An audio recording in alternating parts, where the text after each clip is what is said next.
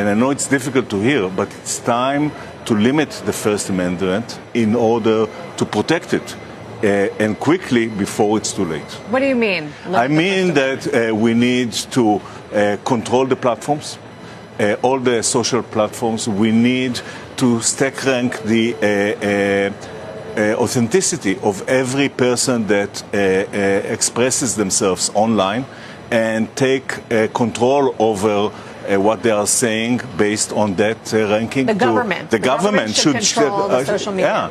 Yeah, should do that.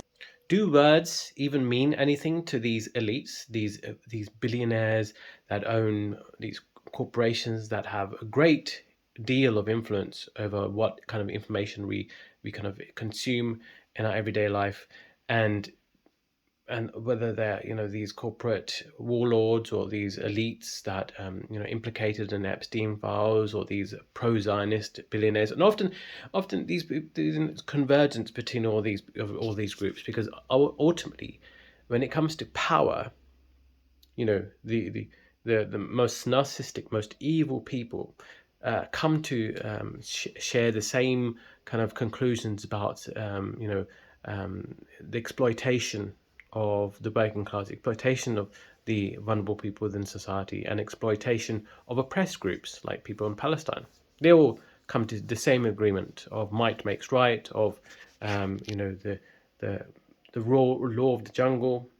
And so when they say that we must restrict the First Amendment in order to protect it, just know that they're talking gobbledygook. He's not restricting his First Amendment, is he? He's not going to be restricting the First Amendment of Zionists. No, he's going to be restricting the First Amendment of others that he deems unacceptable. He does not value your life. This guy is just a symptom of the scourge of evil, elites that rule society, that rule government, to the owners of capital, to the owners of the social media or corporations. These people are, they have great deal of influence, but they've not been voted in. They have no consensus of the people.